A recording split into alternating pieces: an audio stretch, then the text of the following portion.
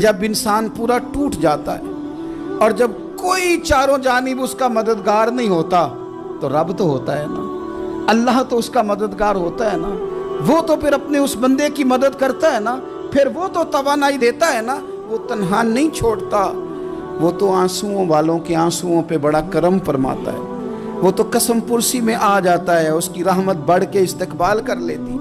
اور زندگی میں کبھی کوئی ایسا وقت آئے کہ آپ محسوس کریں کہ تنہا رہ گئے ہیں اور کئی اپنے بھی مخالفین کی جماعت میں نظر آنے لگے ہیں، تو اس وقت پھر دل، روح، زبان اور ذہن کو یکجا کر کے سمجھ لینا کہ جب ساری دنیا ساتھ چھوڑ جاتی ہے تو رب کی رحمتیں اس وقت بھی ساتھ رہتی ہیں، اور اللہ کی مدد اس وقت بھی بندے پہ کرم نوازی کرتی ہے۔ آزمائش آ جاتی ہے، بڑے بڑوں پہ آ جاتی ہے، لیکن بعض اوقات بڑی تکلیف ہوتی ہے جب اس بندے کو لوگ کٹہرے میں کھڑا کر دیں جس کا جرم ہی کوئی نہیں، اس شخص سے لوگ سوال جواب شروع کر دیں جس بیچارے کے خیال میں بھی وہ بات نہیں، پھر وہاں وضاحتیں دینا، نہ کردہ گناہوں کی وضاحتیں دینا، یہ بڑا بوجھ بنتا ہے، بڑی تکلیف ہوتی، اور لوگ کرتے ہیں یہ کام۔ پھر اللہ تعالیٰ جب بندوبست فرمائے، صحیح بخاری میں حضرت جریج کا ذکر فرمایا، جریج نفل پڑھ رہے تھے، ماں نے آواز دی، وہ آ نہیں سکے، نماز میں تھے، ماں ناراض ہو گئی، اس نے ہاتھ اٹھا کے کہا اللہ یہ اتنی دیر تک مرے نہ جب تک کسی بری عورت کا منہ نہ دیکھ لے۔ کسی اور کی دعا کے لیے سند نہیں ہے کہ وہ تیرے حق میں ضرور قبول ہوگی، لیکن ماں باپ کی دعا کے لیے میرے نبی پاک نے سند بیان کی ہے۔ سید عالم صلی اللہ علیہ وسلم فرماتے ہیں جب بھی ماں باپ اولاد کے لیے ہاتھ اٹھاتے ہیں رب ضرور قبولیت کا شرف عطا کرتا ہے۔ تو جہاں سند موجود ہے نا، کچھ افتتاح باجی سے بھی کرا لینے چاہیے، کچھ کام شروع کرنے سے پہلے صرف اماں سے ہی دعا کرا لینی چاہیے، یہ والا افتتاح بھی بڑے کام کا ہے کیونکہ یہاں سند بیان کر دیا میرے نبی کریم۔ تو جناب جریج کی ماں ناراض ہو گئی، کہنے لگی اللہ اس نے میری بات نہیں سنی، اب تھے تو وہ نیک، لیکن رب کریم کی حکمت کا تقاضا ہے، ماں کی دعا کو بھی قبول کرنا تھا، اللہ نے آزمائش میں مبتلا کر دیا۔ والدہ تو چلی گئیں، وہ ایک خیمے میں، ایک کٹیا میں، ایک جھونپڑی میں عبادت کرتے تھے، اللہ کو یاد کرتے تھے، رب رب کرتے تھے، اور لوگ ان کی بڑی تعریف بھی کرتے تھے، لوگ ان کے ارادت مند بھی تھے، عقیدت مند بھی تھے، اہل محبت بھی تھے۔ ایک عورت آ گئی، بس وہ اللہ کی حکمت پوری ہونی تھی، اس نے آ کے پہلے تو انہیں اپنی طرف مائل کرنا چاہا، جب نہ مائل ہوئے تو الزام لگا دیا۔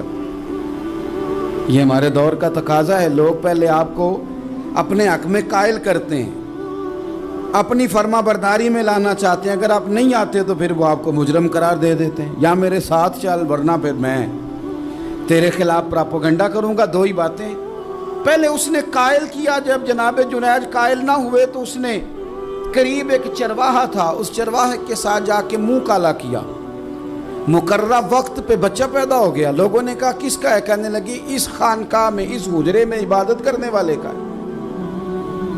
اگر کسی دیندار پر ذرا سا بھی الزام لگ جائے تو آپ یقین کریں کہ بڑے بڑے خوفناک لوگ بھی نیک ہو جاتے ہیں، جن کا اپنا سارا ماضی کالا سیاہ ہو وہ بھی اجالوں کے راہبر بن جاتے ہیں، جن کی اپنی زبانیں ساری زندگی آلودہ رہی ہوں وہ بھی بڑے بڑے اعلیٰ سچ بولنے لگتے ہیں۔ اعلیٰ کچے میرے مکان کی دیوار کیا گری، لوگوں نے تو میرے صحن میں رستے ہی بنا لیے۔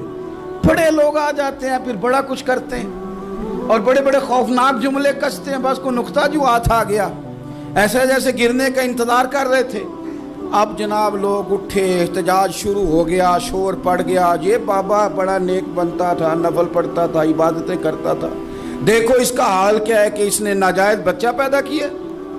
بغیر تحقیق کے میں کہہ چکا ہوں کہ الجھے الجھے بکھرے بکھرے روز و شب دیکھے گا کون، لوگ تیرا جرم دیکھیں گے، سبب دیکھے گا کون، لوگ تیرا جرم دیکھیں گے، سبب کوئی غور نہیں کرتا کہ وجہ کیا تھی۔ او بھائی کچھ تو مجبوریاں رہی ہوں گی، یوں ہی کوئی بے وفا نہیں ہوتا۔ الزام لگا دیا، شور ہوا، احتجاج ہوا، دنیا اکٹھی ہوئی، ان کا انہوں نے حجرہ گرا دیا، مارا بھی، پیٹا بھی، ایک نیک آدمی کو بدنام بھی کیا، برا بھلا بھی کہا، گالیاں بھی دیں، جو کر سکتے تھے کیا۔ اب جب سزا دینے لگے نا تو جناب جریج کہنے لگے تھوڑی سی اجازت دیتے ہو، مار تو تم نے دینا ہی ہے۔ کہا جناب ٹھیک ہے دیتے ہیں۔ انہوں نے کہا صرف 2 نفل پڑھنے ہیں۔ اب وہ نفل پڑھ رہے تھے تو لوگ اس وقت بھی کہہ رہے تھے فراڈ ہی کر رہا ہے، دھوکہ ہی دے رہا ہے، چونکہ ذہن بن گیا نا، بدگمانی آ گئی۔ انہوں نے 2 نفل پڑھ کے ہاتھ اٹھائے، کہا اللہ جانا تو میں نے ہے، پر اس رسوائی کے ساتھ جنازے تک نہیں خراب ہو جاتے، قبریں تک نہیں لوگ بدنام کر دیتے۔ کہا اللہ جانا تو ہے، پھر اس رسوائی کے ساتھ تو میری مدد فرما، اب تو میرا کیس تیری ہی عدالت میں ہے، تو رحمت کا دروازہ کھول۔ ہاتھ اٹھائے، دعا مانگی، نفل پڑھے، پورے مجمع پہ نظر دوڑائی، کوئی نہیں تھا سپورٹ کرنے والا۔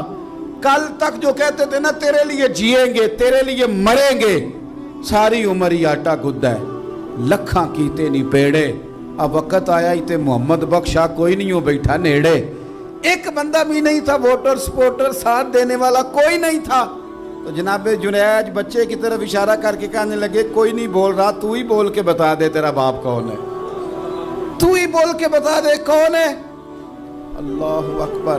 میرا رب جب چاہے تو بچے بولتے ہیں، رب چاہے تو گونگے بولتے ہیں، رب جب چاہے تو پھر پتھر بھی بولتے ہیں۔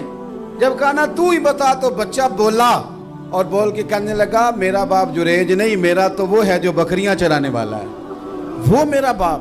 جب رب کریم نے توفیق دی تو بچہ بول پڑا۔ جب رب بندوبست کرتا ہے کسی کی عزت کی حفاظت کا تو پھر کوئی اسے رسوا کر سکتا؟ یاد رکھنا جب رب محافظ ہو تو پھر لوگوں کا پراپوگنڈا وہاں کچھ کر سکتا؟ لوگ کئی دفعہ بڑا گہرا جال بنتے ہیں، سازش کا رنگ بڑا گہرا ہوتا ہے، عام سادے آدمی اس کو سمجھ نہیں پاتے، اس پراپوگنڈے کا حصہ ہو جاتے ہیں، انہیں پتہ ہی نہیں چلتا یہ بات دراصل کیا کی جا رہی ہے۔ یہ کتنی گہری حسد کی آگ ہے جس کو لوگ بغض کے ساتھ ہوا دے رہے ہیں، اپنی عداوت کے ساتھ اس کو زیادہ جلا رہے ہیں۔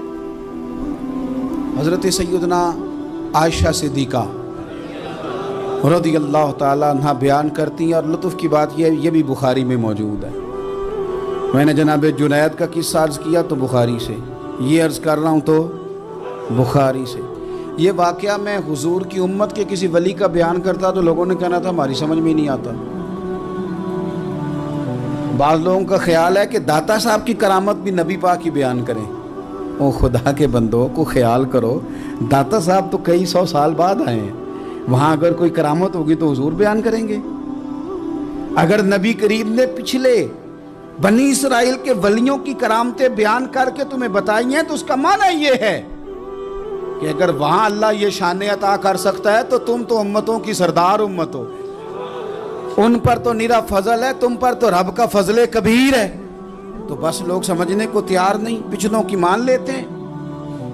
جناب آصف بن برخیہ کی کرامت جو سورہ نمل میں آئی وہ تو مانیں گے، پر غوث پاک کی کرامت یہ پتہ نہیں عجیب فلسفہ ہے، اور کس طرح کا فلسفہ ہے یہ سمجھ سے بالاتر ہے کہ بنی اسرائیل کا کوئی ولی ہو تو اس کی کرامت ہو سکتی ہے، اور نبی پاک کی امت کا ہو تو اس کی ہو ہی نہیں سکتی۔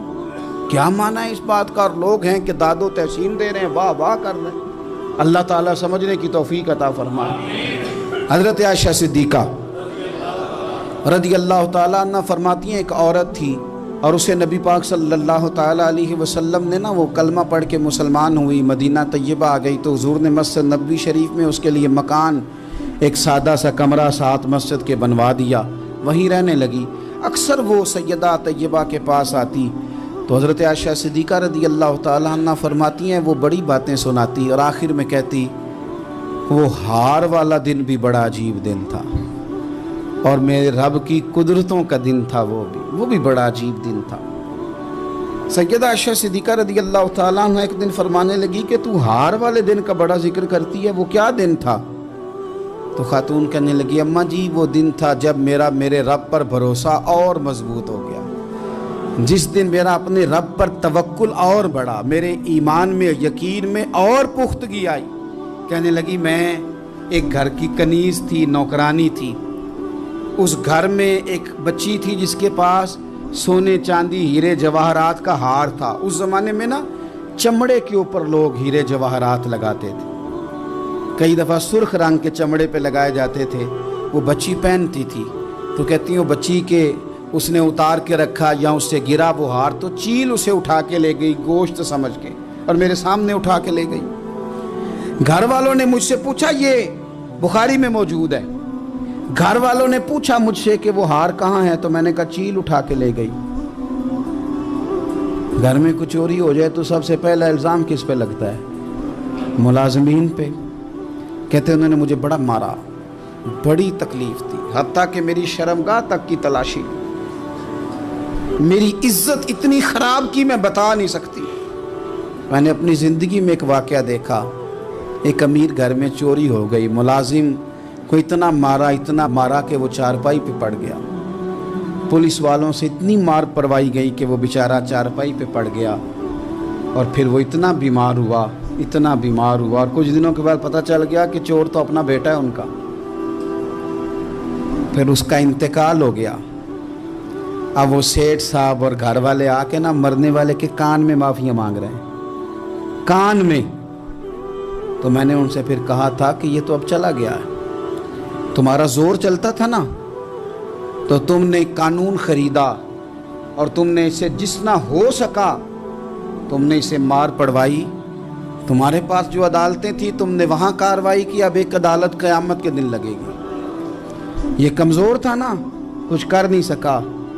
میرے نبی پاک صلی اللہ علیہ وسلم نے فرمایا، سن لو، اگر سینگ والی بکری نے بغیر سینگ والی بکری کو تکلیف دی ہوگی نا، تو قیامت کے دن اسے بھی بدلہ دینا پڑے گا کہ تیرے پاس سینگ تھے اور تو نے اسے مارا تھا۔ وہ خاتون عرض کرتی ہے سیدہ عائشہ کی خدمت میں کہ مجھے بڑا مارا، مجھے تکلیف دی، میں کہہ رہی تھی کہ میرے سامنے چیل لے گئی ہے، پر وہ نہیں مان رہے تھے، اماں جی انہوں نے مجھے بڑا مارا۔ حضرت عائشہ صدیقہ کہتی ہیں پھر کیا ہوا؟ کہنے لگی اماں جی جب کوئی میرا مددگار نہ رہا، مجھے تکلیف دے رہے تھے، رسوا کر رہے تھے، تو میں نے اپنے رب سے مدد چاہی، میرے رب کی طرف میں نے توجہ کی، میں نے کہا مالک اب تو ہی میرا مددگار ہے۔ کہتی ہے وہ مجھے مار رہے تھے تو وہ چیل جو ہار لے گئی تھی وہی لے کے واپس آ گئی، اور ہمارے سروں کے قریب لا کے اس نے جب اس ہار کو پھینکا، وہ مجھے چھوڑ کے سائیڈ پہ ہوئے، وہ میری بے گناہی جان گئے، لیکن آپ کو بتاؤں اس دن سے میرا اپنے رب پر یقین اور بڑھ گیا۔ ٹوٹے دلوں میں تو رب ملتا ہے، جب لوگ تانے دیتے ہیں، جب لوگ تکلیف دیتے ہیں، جب آپ بالکل ٹھیک چل رہے ہوتے ہیں، جب آپ محنت کر رہے ہوتے ہیں، جب آپ مخلص ہوتے ہیں، جب آپ جد و جہد کر کر کے تھک جاتے ہیں، اور لوگ جب پوری طور پر تانا زنی کر باتیں سننے کو جب ملتی ہے،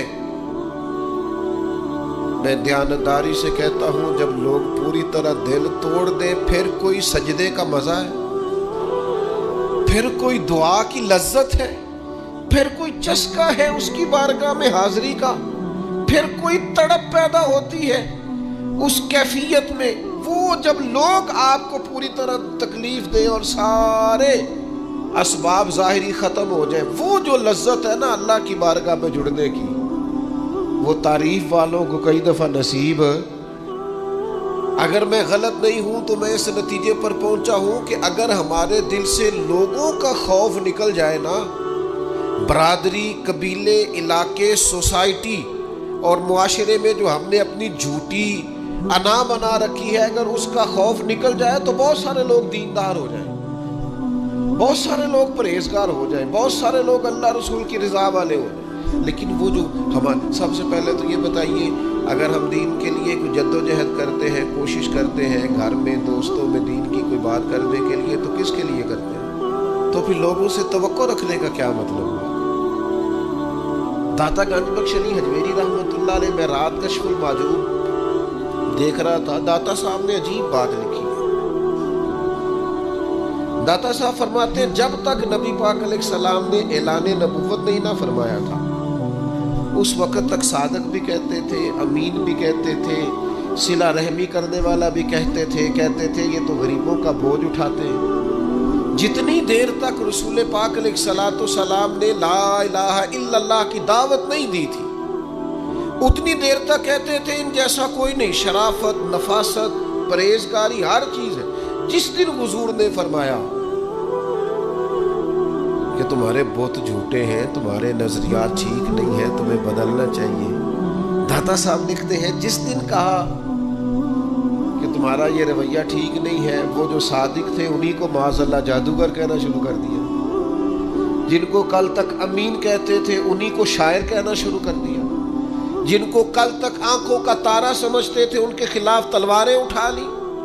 آپ یقین کریں دین کا کوئی کام آپ نہ کریں، آج بھی آپ فقیر مان جائیں درویش، موٹی سی چادر اوپر اوڑے، تسبیح لے لے، کونے میں بیٹھ جائیں، حضرت صاحب کچھ نہیں کرتے جی، کوئی دین کا کام آپ نہ کریں، کونے میں بیٹھے جی، بڑا فرشتہ آدمی ہے، کسی کو کچھ نہیں کہتا، آپ صوفی مشہور ہے پوری دنیا میں۔ لیکن اگر آپ کہتے ہیں کوئی تعلیمی کام کرنا ہے، آپ کو کوئی تبلیغی کام کرنا ہے، سوسائٹی میں آپ کو کوئی کردار ادا کرنا ہے، آپ کو معاشرے میں کسی فکر کو پروان چڑھانا ہے، تو آپ کے لیے 100 باتیں، ہزار قسم کے تانے، لیکن نہ بچا بچا کے تو رکھ اسے، تیرا آئینہ ہے وہ آئینہ۔ اقبال کہتے ہیں تو اپنے شیشے کو اتنا بچا بچا کے کیوں رکھتا ہے؟ نہ بچا بچا کے تو رکھ اسے، تیرا آئینہ ہے وہ آئینہ، شکستہ ہو تو عزیز تر ہے نگاہ آئینہ ساز میں۔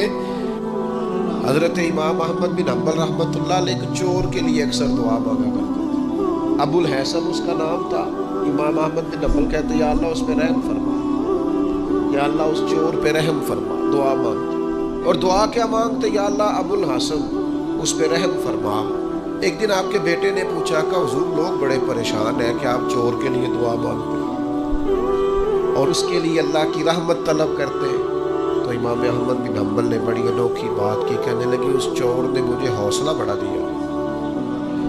آپ فرمانے لگے دین کی ایک بات کرنے کی وجہ سے جب مجھے بادشاہ نے گرفتار کیا اور مجھے تھانے لے جایا گیا اور کوتوال مجھے بند کر رہا تھا، تو میں دیندار آدمی تھا، ساری زندگی پڑھنے پڑھانے والا تھا۔ سارے مجرم نہیں جیلوں میں جاتے، جیلوں میں تو حضرت یوسف علیہ السلام جیسے لوگ بھی رہے ہیں۔ فرماتے ہیں مجھے لے جایا جا رہا تھا تو کچھ کیفیات تھی کہ لوگ کہیں گے جناب جیل میں۔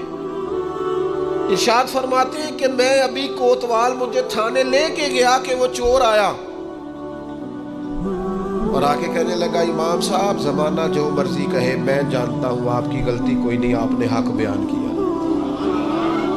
کہنے لگا حضور میں چور ہوں،